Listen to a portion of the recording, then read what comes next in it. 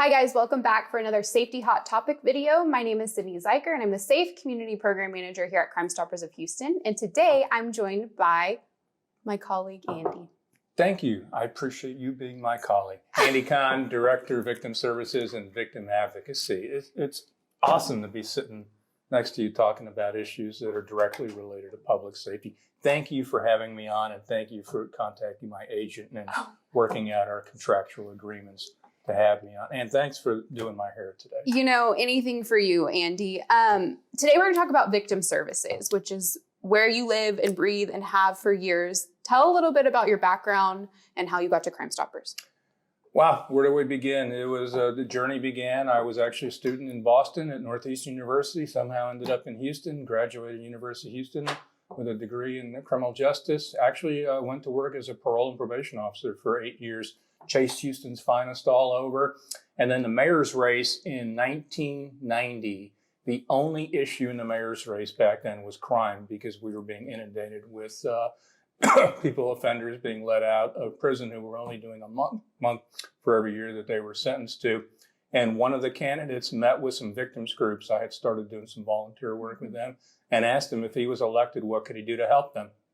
And they said, we'd like to have a staff person in the mayor's office to address victims' rights and public safety issue. And Bob Lanier, the candidate, a man of many, many words, just said, sure. He was elected. We came up with a proposal for this position.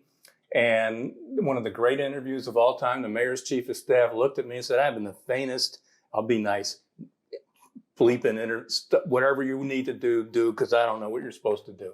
So there wasn't a manual. There wasn't like you could call in New York, LA, or Chicago. So I was given a very unique opportunity to build something from scratch in the ground floor. So I spent almost 18 years at City Hall under a variety of different mayors. And then I was transferred over to Houston Police Department, spent about 8 some odd years with them. And then Crime Stoppers made me, in the great Godfather phrase, an offer I couldn't refuse. And they brought me back. And let me tell you, working at Crime Stoppers, from my perspective as a victim advocate, it's like a marriage made in heaven. I'm truly blessed to be able to work with the most professional and dedicated staff to public safety, victims' rights, school safety. It's almost like I got reborn coming here. So let's talk about the Crime Stoppers component. There are 1,700 Crime Stoppers in various cities and 32 countries, but we're the only one that has a victim services department. Why is that so significant, and what do you even do as a victim advocate? You know, somehow I've managed to do that now twice. We were the only mayor's office in the country to have a victim advocate, and still was the only mayor's office. And now over at Crime Stoppers, the only victim advocate out of a Crime Stoppers. You know, crime victims are the only unwilling participants in the criminal justice system. Everyone else chose their role, from defendants to law enforcement to judges to media, everyone else. But no one ever said, pick me, pick me. So it's important to have somebody actually looking out for the victims' rights, their well-being, and their due process. So when I started over here, again, wanted to build a program that would be unique. And I've been very fortunate and blessed to have, under Rania, under Nicole, working with all you guys, to have the support that I do to put the onus on victims' rights. What I try to do as a victim advocate was you try to take negatives and turn them into positives. Obviously, I can't go back and change what happened to you or your family, but we try to make things better for others to come along, and you've achieved a lasting legacy that will generally last an eternity. So working with victims also makes you realize how truly blessed you are in your life, and some of the nuances that you have to deal with daily pale in comparison, particularly to people who've lost loved ones to homicide. So there's a lot of victims advocates out there, but in our humble opinion, you're the best one. How much did I pay you for that one? Not a single cent. You get a bag of Swedish fish, tropical or assorted, for that one. Thank you. All right, so enough of that. But in all seriousness, we fully believe that you're the best, and I think that's because you've worked on some really significant cases and you've created positive change. Will you talk about a couple of the cases that you think are of importance? I think what's really important as a victim advocate is you got to have passion. And you got to have fire, and sometimes you got to step on some toes to achieve a significant change. I've done, in my tenure now, over 25 pieces of legislation. And usually for every legislative change, there's a catalyst, something that happened, a wrong, a glitch in the system.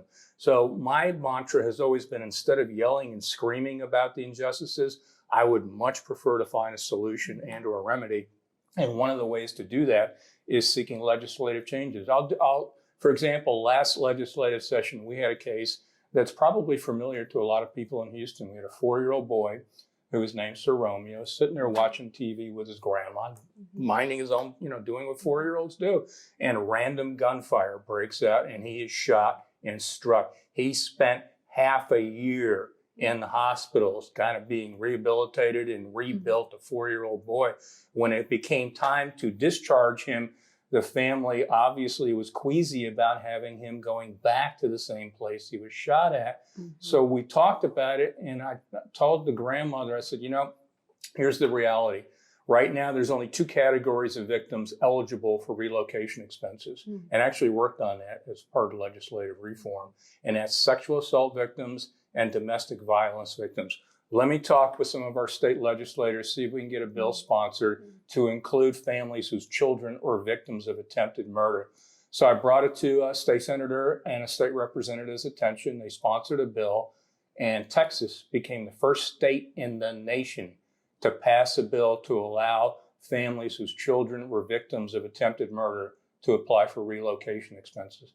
And I remember I called Sir Romeo's grandmother the day the bill was passed and signed into law by Governor Abbott. And I said, I told you we would do this. I said, get on my back. I'm going to take you to where you haven't been before. And you tell Sir Romeo his legacy will now last eternity, because what happened to him was a positive change for other victims.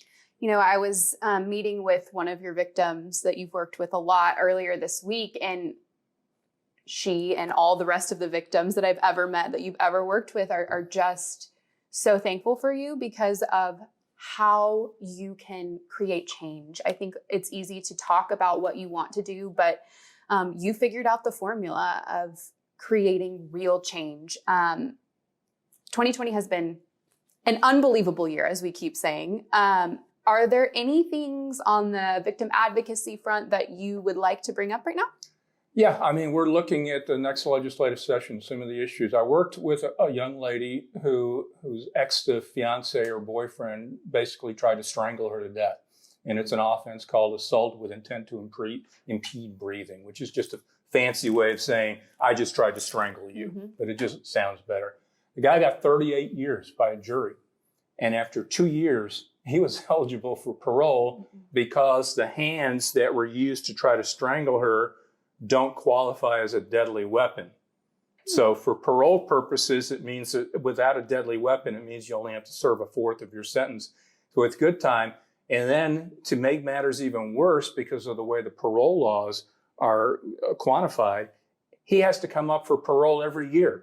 So this particular victim has to deal with the parole process every year. That is inane. There's no reason in the world that you can't give the parole board discretion like in any other violent offenders cases. Right now, if you're a victim of a violent crime, the parole board cannot review anywhere from 1 to 5 years. And in a capital murder, it can actually go up to 10 years. But to limit it to every year simply is a waste of everybody's time, effort, and resource. So I'm going to try to get a bill and get it passed just to give people like this particular victim time to breathe so they don't have to go through this inane process every year. Another one that we're looking for is an issue that every year on New Year's it pops up, celebratory gunfire. This year we actually had someone that was killed by someone that was shooting randomly bullets into the air. That is only a second-degree state felony. Again, I see no harm in giving the district attorney's discretion, because if you're shooting something up in the air, it's got to land somewhere. And if people are going to lose their life over something like that, then guess what? You need to be charged appropriately. And we need to send a message to anyone who's going to be doing this that you're going to have severe consequences.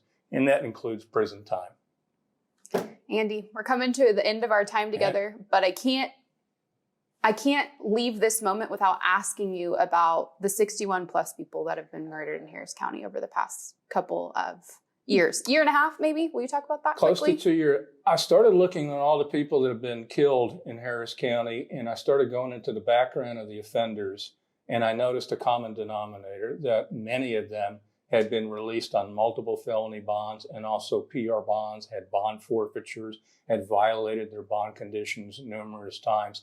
And so I actually started putting together a list, and the list is exponentially keeps on growing and growing and growing. And the sad, harsh reality is for many of these cases, it's a tragedy, but was so utterly preventable if only the courts would take those who violate their bond conditions. And to me, if you're out on bond and you get charged with another offense, that should be the end of it. And actually, it used to be that way. We had a thing called one bond per customer. If you were out on bond and you were charged with another offense, guess what? You weren't getting released back out to the community. But we're not seeing that. And people are paying the price. They're losing their life. And that's why I not so affectionately have coined the nickname, we are in the midst of a bond pandemic, and people are paying the ultimate price of decisions that are made to continually release violent habitual offenders time and time again, and 61 people have paid the price for that, and it's going to continue to grow. Okay, my final question for you is, what can the community do to support victims? Crime Stoppers. Crime Stoppers. You contact Crime Stoppers, contact me. I'm easy to get a hold of. Our staff over here, which is truly amazing. We've all worked together on a cohesive issues on everything. We put out newsletters. Look what we put out on social media. Look what we put out on Instagram. Look what we put out on Twitter or any other, whatever, fandango thing that comes out there. Follow us. See what we're doing, because we can't do this without the public. Like when we do press conferences, asking for people to help us solve the cases, the public is the most important component, because the public actually knows what's going on. And that's why I always ask people to step up to the plate and do the right thing. Don't wait till this happens to you. You have enormous power in the public. Get to know who your elected officials are. I remember asking you, right? I'm putting you on the spot. I said, who is your state representative? Who is your state senator? Make them work for you. So that's what we're asking people to get involved. Don't wait until something bad happens to you. Well, this was packed full. Thank you guys so much for joining us for our safety hot topic this month, victim services, victim advocacy. Thanks, Andy. Oh, it's my pleasure. You bet. Bye, guys.